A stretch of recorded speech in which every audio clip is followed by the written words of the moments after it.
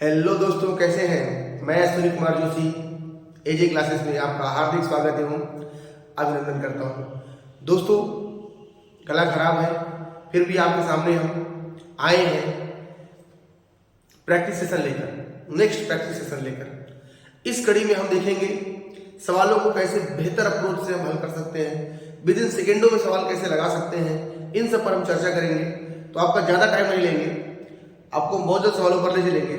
लेकिन अगर आपको पसंद आए तो लाइक शेयर और सब्सक्राइब जरूर करिएगा मेरे दोस्तों, ठीक है। तो आइए देर न करते हुए सवाल पर चलते हैं आपको लेकर सीधे। यह आपके सारे वनडे एग्जाम के लिए इंपॉर्टेंट होगा, चाहे एसएससी हो, बैंक हो, रेलवे हो, यूपीपी हो।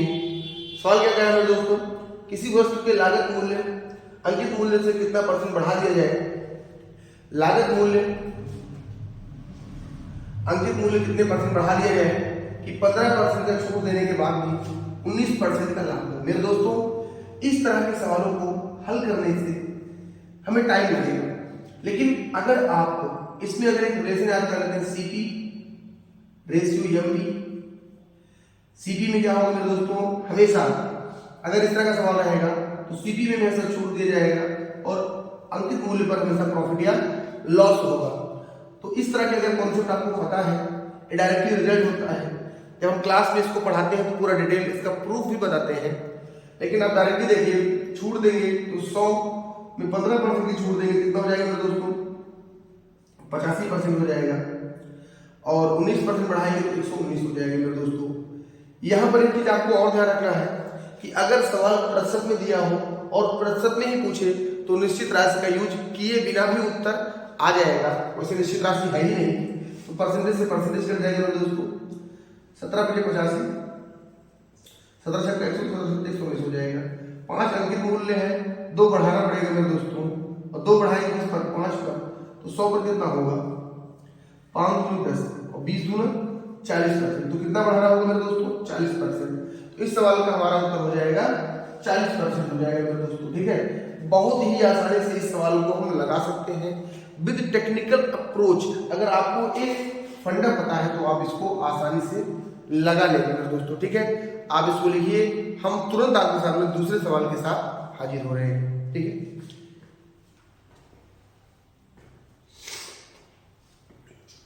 हो गए मेरे दोस्तों, चलिए देश कर दो।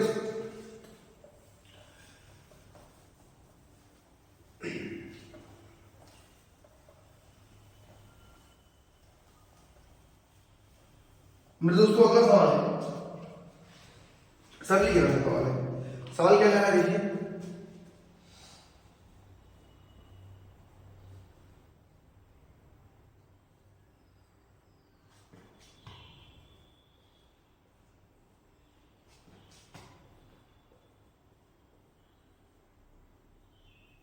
हाई मेरे दोस्तों,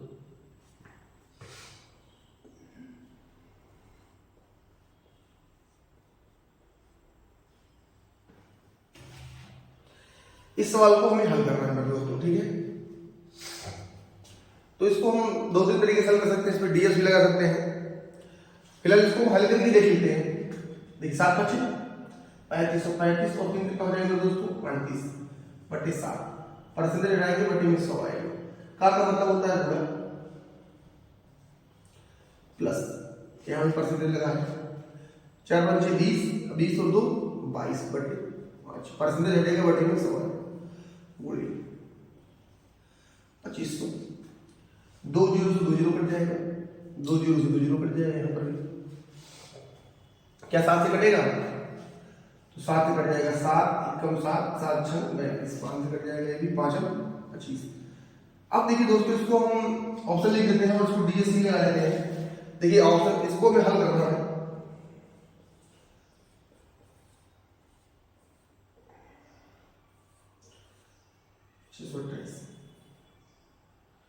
इसमें सवाल के ऑप्शन है। इतना लगाने के बाद इसको हम अब पूरा हल करेंगे तो टाइम लगेगा, पूरा हल करेंगे तो टाइम लगेगा। तो इसको हम डायरेक्टली डीएस लगाते हैं दोस्तों। पहले एक बार डीएस 7 2 यहाँ पर 8 आ जाएगा, 8 1 9 यहाँ 7 आ जाएगा, 7 6 13 3 1 4 आ जाएगा, 8 2 10 और 10 4 16 6 1 7 हो जाएगा। 2 हमारा बराबर आ गया है दोस्तों, 8 सब में है, ठीक है। लगा लेते हैं तो 6 1 7, 8 3 11, 11 मतलब 1 1 2, 7 दूनी 14 और 14 मतलब 5 प्लस 5 यहाँ हो जाएगा, 2 2 4 5 20 2 आएगा, 5 2 7। मेरा दोस्त यहीं पर देखिए ऑप्शन आकर अटक गया, 2 2 यहाँ पर है, 7 यहाँ भी आ रहा, 7 यहाँ पर आ रहा, मतलब लगाना पड़ेगा हमें। तो लगा लेते हैं।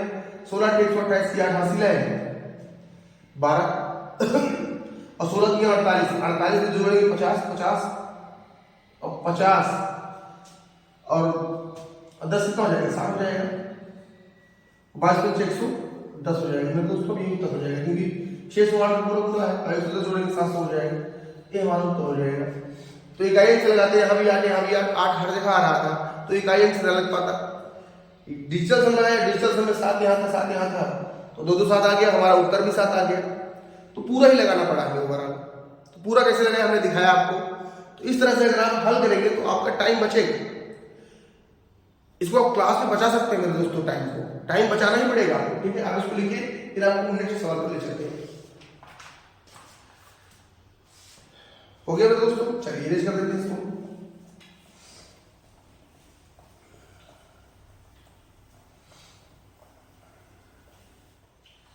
दोस्तों अगला सवाल क्या है, देखिए कह रहा है x square minus 4 x square plus 3x plus 2, इसका HCF क्या होगा। तो ये अलजेब्रा का सवाल है। अलजेब्रा में HCF, तो HCF का कॉन्सेप्ट क्या कहता है मेरे दोस्तों, only common term, only common term. HCF का मतलब होता है ओनली कॉमन टर्म, हमें केवल कॉमन टर्म लेना है और कॉमन टर्म लेकर ही सवाल को लगाना है मेरे दोस्तों। कॉमन टर्म क्या होगा, कैसे होगा, आपको हम सिखाते हैं।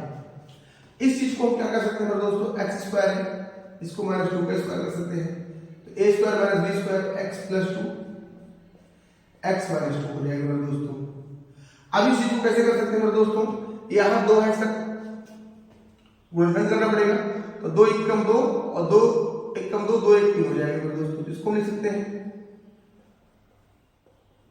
इस तरीके से। तो यहां से x कॉमन हो जाएगा, यहां से 1 कॉमन हो जाएगा, पूरे में से x + 2 कॉमन हो जाएगा। अब मेरे दोस्तों तो इसमें और इसमें कॉमन क्या है, कॉमन क्या है दोनों में, तो अब इधर भी x + 2 कॉमन है, तो यही हमारा मेरे दोस्तों क्या हो जाएगा, HCF हो जाएगा। यही हमारा HCF हो जाएगा इस सवाल का, और उम्मीद करेंगे कि ये आपको समझ में आ गया होगा। HCF का मतलब होता है हाईएस्ट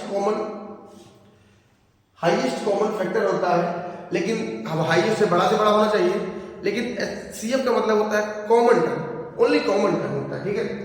अब दोस्तों यहाँ पर देखिए, अगर हम इसका LCM पूछ लेता है तो क्या होगा, तो कॉमन तो रहेगा ही रहेगा, साथ में जो बचेगा वो भी रहेगा, ये हमारा LCM हो जाता है। अब इन दोनों को मिलाकर कई बार ऑप्शन इस तरह लिख देता है, ये भी हो सकता है, हमारा ए भी सही है और ए भी सही है, तो जो है दोनों सही है हमारा। अगर LCM ए है, ए भी सही है, ए है, ए भी सही है, दोनों सही है हमारा। अब डिपेंड करेगा ऑप्शन में कैसे दिया है, तो ऑप्शन का हम यूज करेंगे, ठीक है दोस्तों। लिखिए इसको, फिर अगले सवाल पर चलते हैं।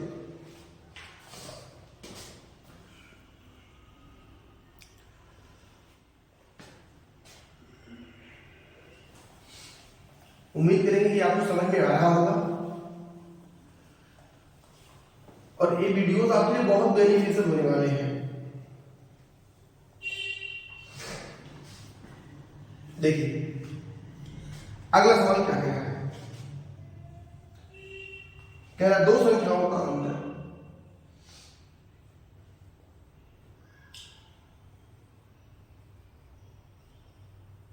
दो संख्याओं का अंतर 1080 है।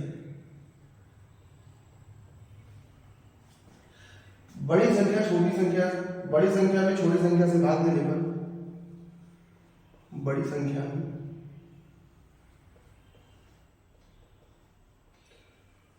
छोटी संख्या से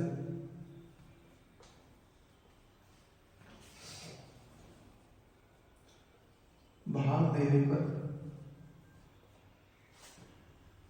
भागफल की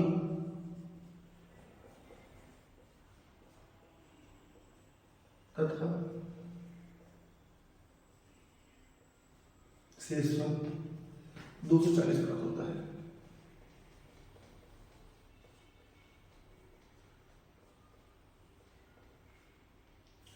छोटी संख्या क्या कहती है?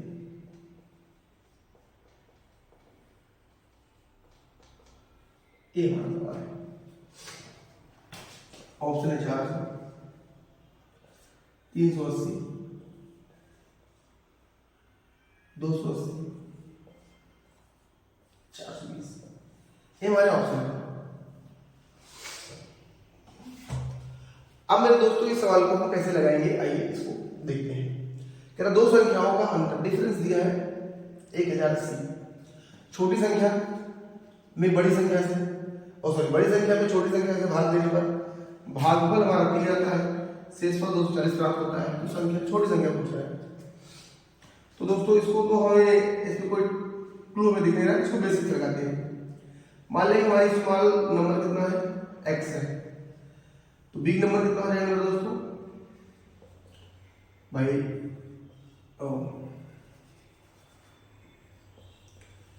इतना हो जाएगा, क्योंकि इन दोनों का अंतर कितना है, प्लस एक्स होगा। अब इन दोनों का अंतर निकालेंगे तो एक्स कट जाएगा। इस तरह से आपको मान के चलना है। अब बड़ी संख्या है, इसमें हम छोटी संख्या से भाग देंगे, तो बड़ी संख्या ए है, जैसे मान लीजिए बड़ी संख्या हमारी ए है।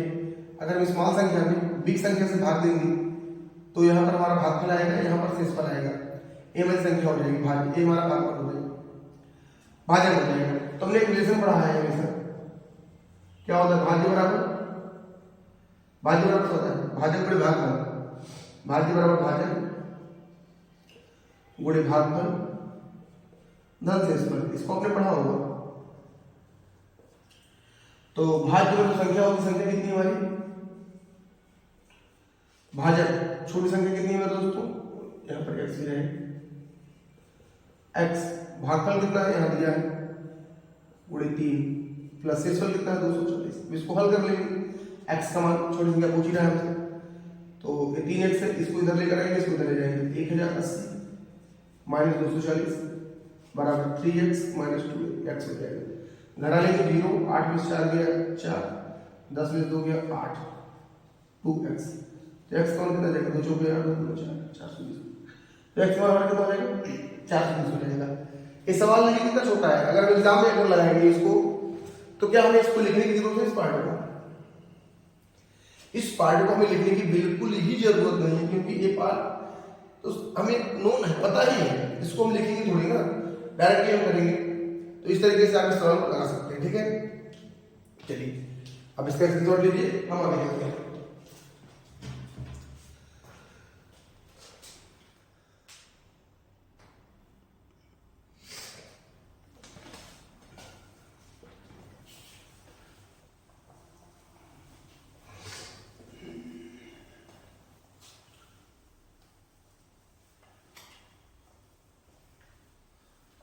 चलिए मेरे दोस्तों अगला सवाल क्या है। अगर हमें केवल सवाल लगाना हो दोस्तों तो हम बहुत जल्दी लगवा सकते हैं, लेकिन आपको दिखाना होगा। कह रहा 20 कलम का क्रय मूल्य, सॉरी 28 कलम का सीपी 20 कलम के एसपी के बराबर है।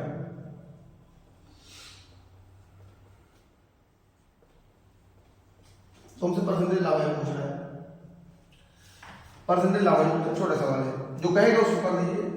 28 वस्तु का क्रय मूल्य 20 वस्तु के विक्रय मूल्य के बराबर है। सवाल जो कहेगा उसको हमने करना है, इस तरह से लगाना, ठीक है।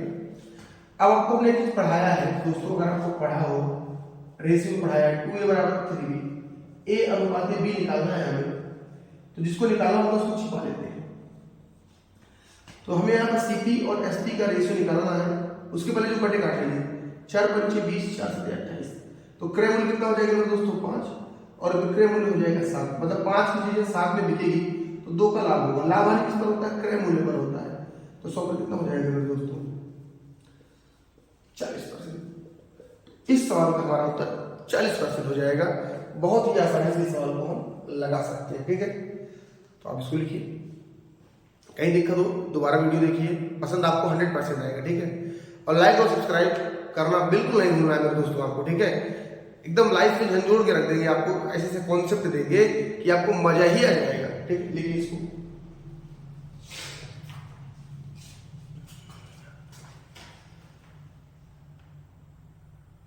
चलिए हो गया, बहुत बढ़िया, समझ में आ रहा है ना दोस्तों। चलिए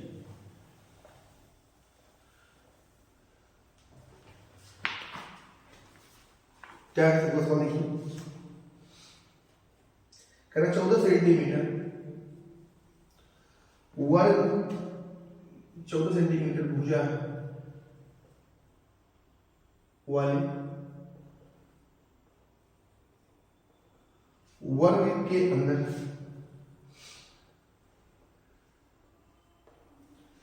खींचे जा सकने वाले बड़े से बड़े वृत्त का क्षेत्रफल के अंदर खींचे जा सकने वाले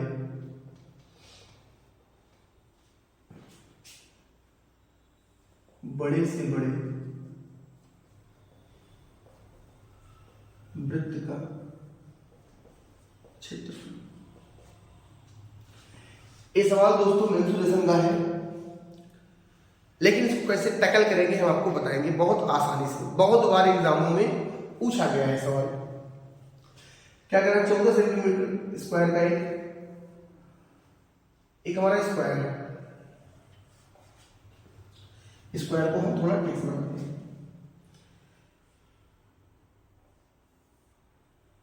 14 सेंटीमीटर स्क्वायर का है, तो स्क्वायर सारी वजह क्या होंगे दोस्तों, बराबर होंगे। इसके अंदर मैक्सिमम साइज का वृत्त बनाना है।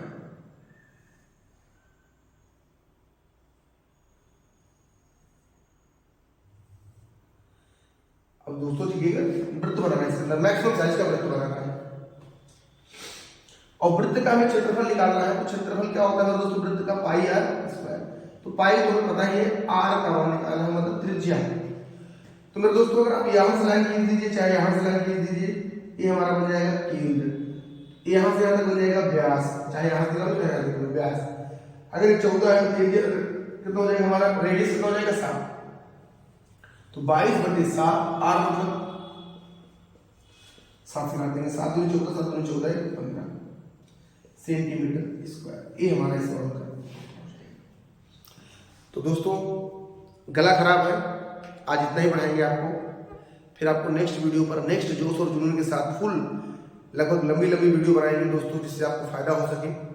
आपको थोड़ा वेट करना पड़ेगा, सपोर्ट करिए हमारा, जल्द से जल्द हमें वायरल करिए, लोगों तक पहुंचाइए हमारी बातों, जाने कि गांव के लड़के कैसे पढ़ाते हैं, कैसे पढ़ते हैं। ठीक है दोस्तों, फिर मिलते हैं नेक्स्ट क्लास में, तब तक के लिए जय हिंद।